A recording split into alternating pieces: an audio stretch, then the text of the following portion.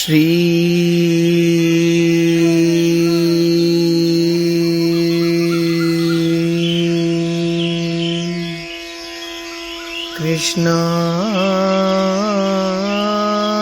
कृष्णाय वासुदेवाय देवकी नंदनाय च नंद गोप कुमाराय श्री गोविंदाय नमो नमः। भक्ति भक्त भगवंत गुरु चतुर नाम वपु एक, तिनके पग वंदन किए, नासहि विघ्न अनेक। मेरी भव बाधा हरौ श्री राधा नागर दोय, जातन की झाई परे, श्याम हरित द्युति होय। बंदहु गुरुपद कंज, कृपा सिंधु नर रूप हरि। महामोहतम पुंज, जासु बचन रवि कर निकर। सब संतन निर्णय कियो मथि, श्रुति पुराण इतिहास। भजिवे को द्वही सुघर, के हरि के हरिदास। श्री हरि जो आए विराजिए, कथा रसिक हरिदास। तुम श्रोता भक्त माल के, तब पद रज हम दास। जय श्री कृष्ण। श्री भक्त चरितामृत के माध्यम से श्री सुदामा जी का चरित्र हम लोग श्रवण कर रहे हैं। हमने पूर्व भाग में श्रवण किया किस प्रकार गुरुदेव के आगे सब वर्णन कर दिया सुदामा को, और जब शिक्षा पूरी हुई तो ठाकुर जी से तो अपने मृतक पुत्र को मांगा है गुरुदेव ने, यानी उनकी पत्नी ने। सुदामा और भगवान श्री कृष्ण जब बिछड़े हैं तो ठाकुर जी चलते चलते सुदामा को एक बात कह गए। हरि होत बिछोयो आज सो, अरे सुदामा यार। भूल चूक की जो क्षमा, द्विजवर परम उदार। भैया आज हमारा आपको बिछो है रहे हो, और मुँह पे यदि कछु भूल चूक है गई होए तो वाको आप क्षमा करियो। सुदामा ने कहा, लाला कन्हैया तोते कहाँ भूल होगी, भूल तो मैंने करी ही ना। जो तेरे भाग के चना मैंने खाए लिए, वाह को मन में बड़ा हो पश्चाताप है।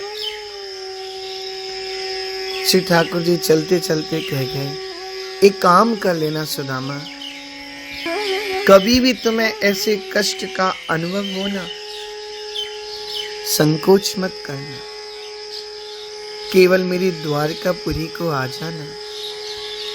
तेरो दुख सब कष्ट हरूं, तो ही करूं भूपाल। जब तू आवे द्वारिका, तो ही कर दूं माला माल।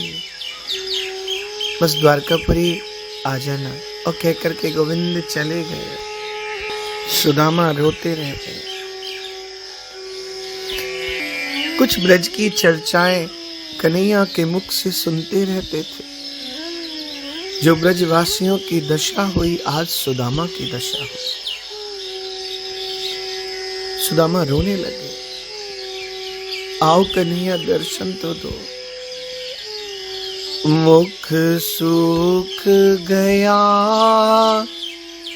यदि रोते हुए फिर, अमृत ही बरसाया तो क्या। भव सिंधु अपार में डूब गए फिर, नाविक नाव को लाया तो क्या।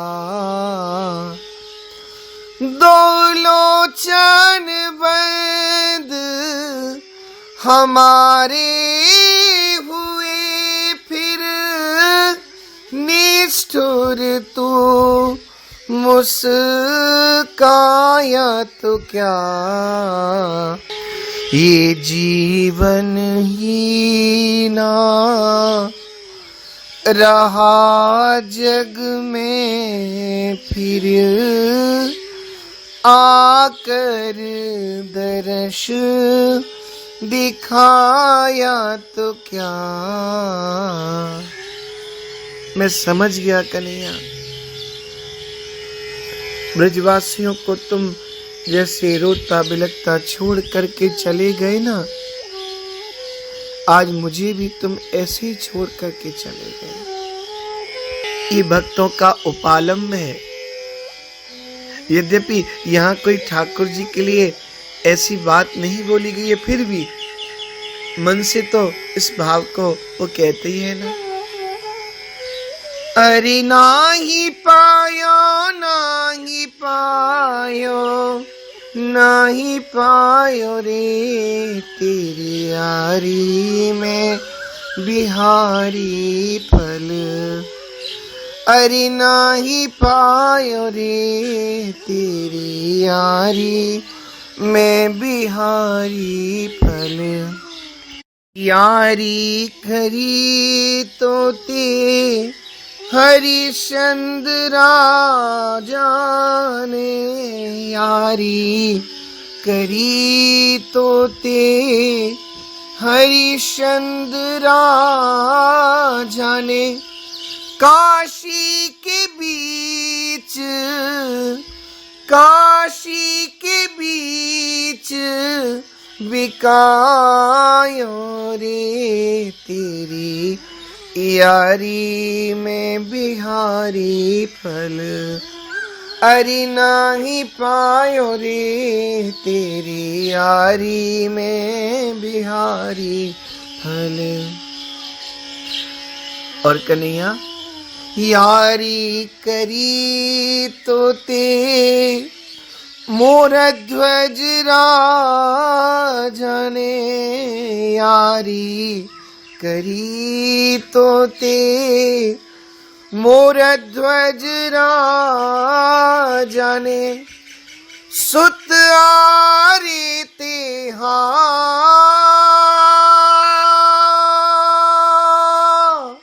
सुत आरे ते चिरवायो रे, तेरी यारी में बिहारी फल।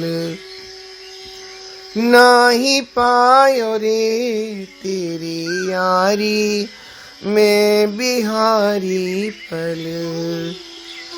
और सुदामा कहते हैं और सबकी बात क्यों कहूं, मैं अपनी बात क्यों ना कहूं।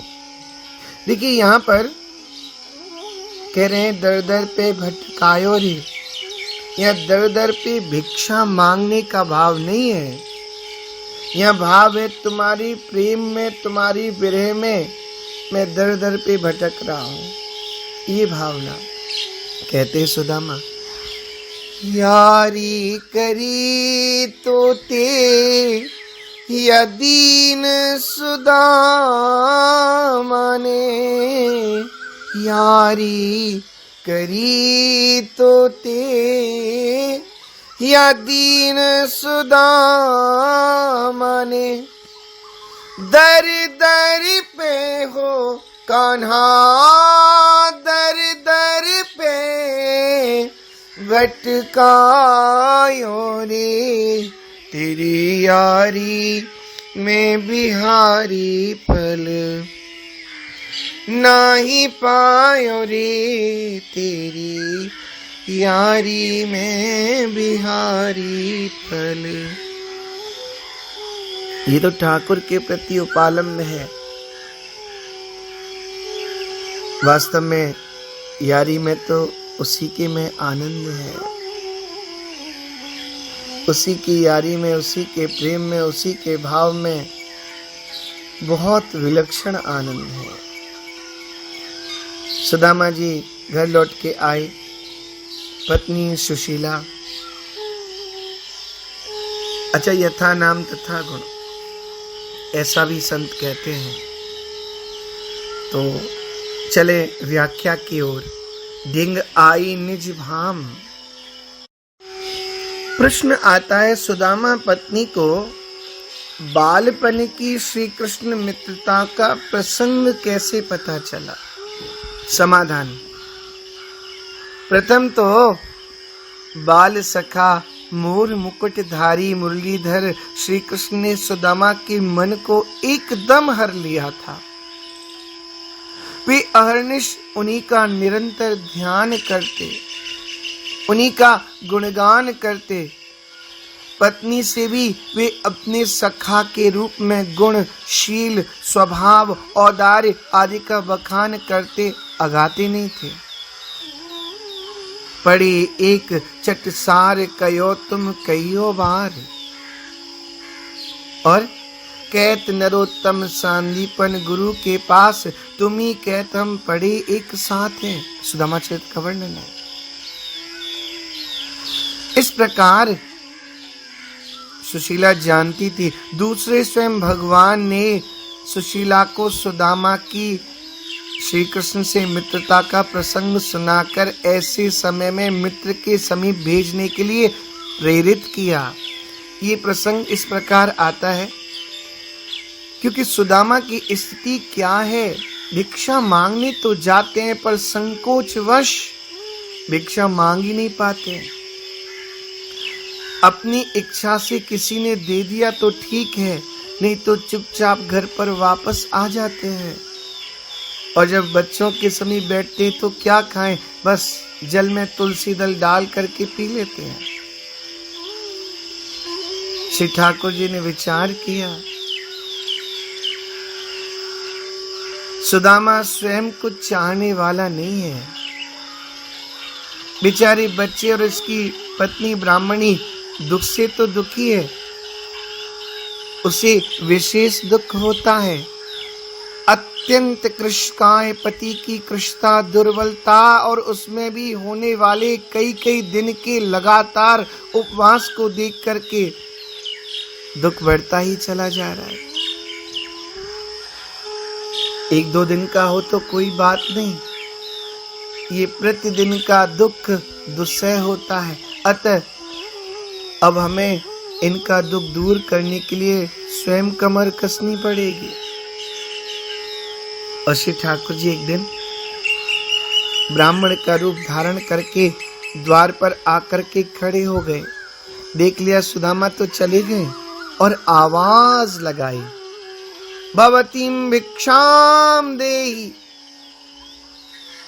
ब्राह्मणी के पास तो कुछ नहीं था, वो क्या दे। उसने हाथ जोड़ के कहा, विप्रवर, मेरे घर सूतक पड़ा है, मैं भिक्षा देने में असमर्थ हूं। प्रसूति में भवतः कालक्रिया वर्तते। भगवान ने कहा, कितने दिन का है? मां से शुद्धतिवान व प्रसूता की शुद्धि तो 1 मास में है जाए है, और मुंह को आप ऐसी प्रसूता तो प्रतीत नहीं हो। ब्राह्मणी बोली, दिन का नहीं, पक्ष का नहीं, मास का नहीं, वर्ष का नहीं, ये तो जीवन भर का है। भूत मृत्यु बिना, मुख तो ऐसा लग रहा है मेरी शुद्धि तो मृत्यु के पश्चात ही होगी। श्री ठाकुर जी ने कहा, ऐसा कौन सा जातक उत्पन्न भयो है? बोले, मम सर्व वित्त हरो दारिद्र नाम सुत। मुकुट लगे मेरे एक दारिद्र नाम को पुत्र उत्पन्न भयो, जाने मेरो सर्वस्व हरण कर लियो है। श्री ठाकुर जी बोले, इसको दूर करने का कोई उपाय किया आपने? ब्राह्मणी बोली, मेरी तो समझ में नहीं आता कि मैं क्या करूं। ठाकुर जी बोले, ऐसे समय में इष्ट मित्रों से सहायता ली जाती है, तो आप अपने पति देव को भी कहीं क्यों नहीं भेजती हैं? का प्रथम बात, हमें तो मालूम नहीं ऐसा कौन मित्र है जो इस समय हम लोगों की सहायता कर हमारे दारिद्र्य को हर ले, इस कष्ट को हर ले। द्वितीय बात, इनका स्वभाव है, ये कभी किसी से कुछ मांगते नहीं है। सहज में किसी ने दे दिया तो ठीक है, नहीं तो स्वयं मुख से नहीं मांगते। ठाकुर जी बोले, एक बात आपको कहूं, आपको नहीं मालूम है परंतु मैं जानता हूं। आपके पतिदेव के बाल सखा द्वारिका नाथ श्री कृष्ण हैं, और वे हैं परमोदार। यदि उन्हें किंचित भी आपकी दशा का बोध हो जाए तो बिना मांगे ही जन्म जन्म की ये दुख की स्थिति दूर हो जाएगी। ऐसा कर लो, अपने पति देव से कहो कि वो उनके समीप द्वारिकापुरी चले जाएं। आश्चर्यचकित होकर के सुदामा जी की पत्नी देख रही है। ये कहते थे कई बार, पर इन्होंने ऐसा नहीं कहा कि इतने परम मित्र हैं, और सच्ची बात थी। सुदामा जब सब सो जाते थे ना, तब रात्रि में बैठकर श्री कृष्ण श्री कृष्ण श्री कृष्ण बोल करके रोते रहते थे, पर पत्नी को इस प्रकार कभी नहीं कहा। हाँ, इतना कहा कि हम पढ़े हैं एक साथ में, ये नहीं कहा कि वो परम मित्र है। उस कन्हैया को रात्रि में अहर्निश याद करते रहते, रोते रहते हैं।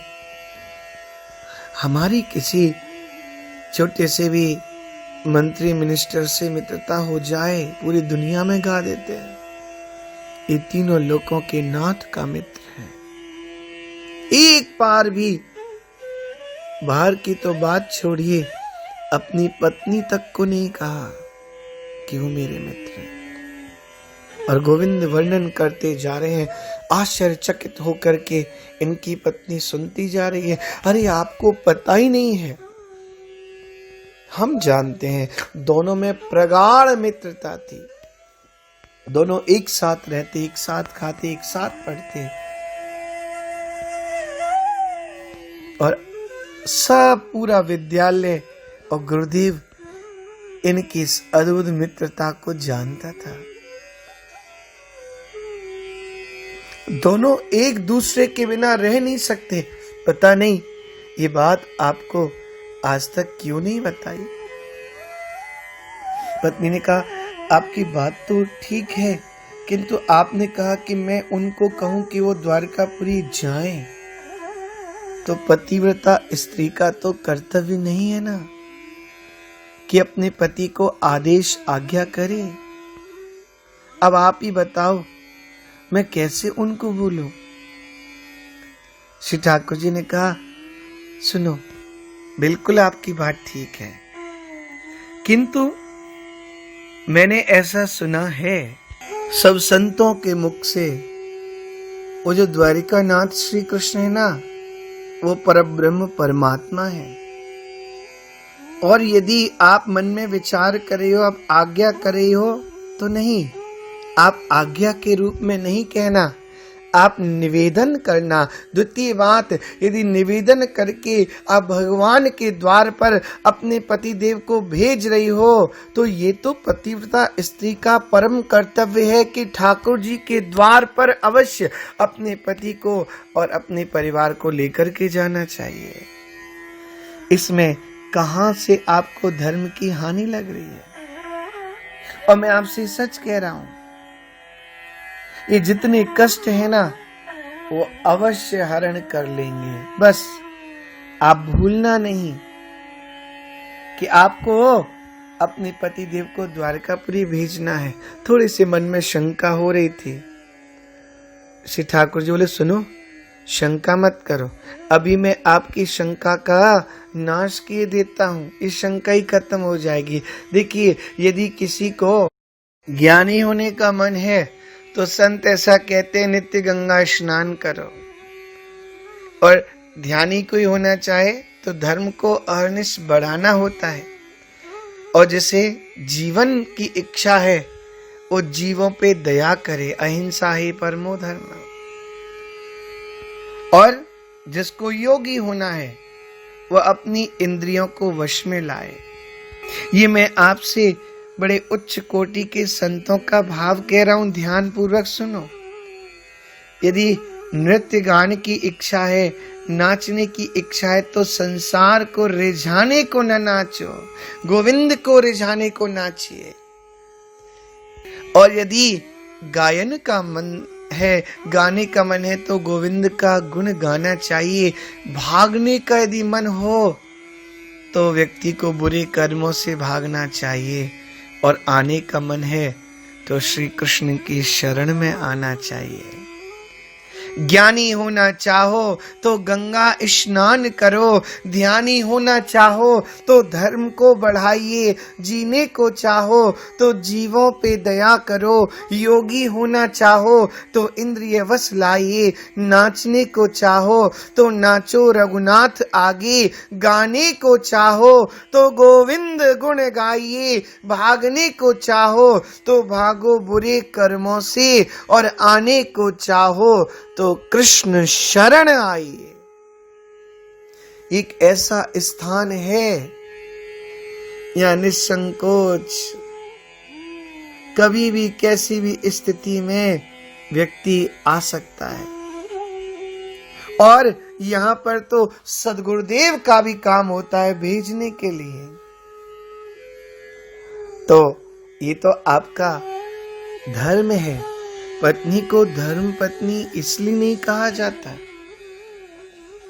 धर्म पत्नी का अर्थ है कि धर्म के मार्ग पर वो पति को अग्रसरित करे। और सच्ची बात है, हम लोग पति के संग एक भाव रखते हैं ना, प्राय स्त्रियां की मार्केट जाना है, शॉपिंग मॉल जाना है, मूवी देखने के लिए जाना है। संत कहते हैं, सुदामा जी का प्रसंग कहता है, भैया आप चाहे मॉल जाओ, मूवी देखने के लिए जाओ, मार्केटिंग के लिए जाओ, मार्केट का जो काम है करने के लिए जाओ, और कभी कभी मंदिर भी उस पति को लेकर के आ जाओ।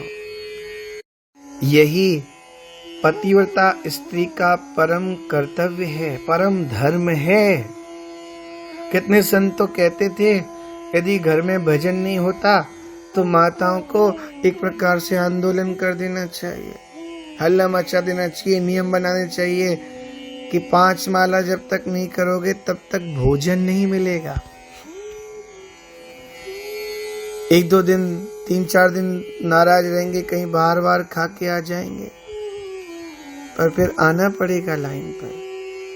तो थोड़ा सा ये जो प्रसंग है यहाँ पर ठाकुर जी समझा रहे हैं और आगे का भाव हम लोग अगले भाग में श्रवण करेंगे। जय श्री कृष्ण।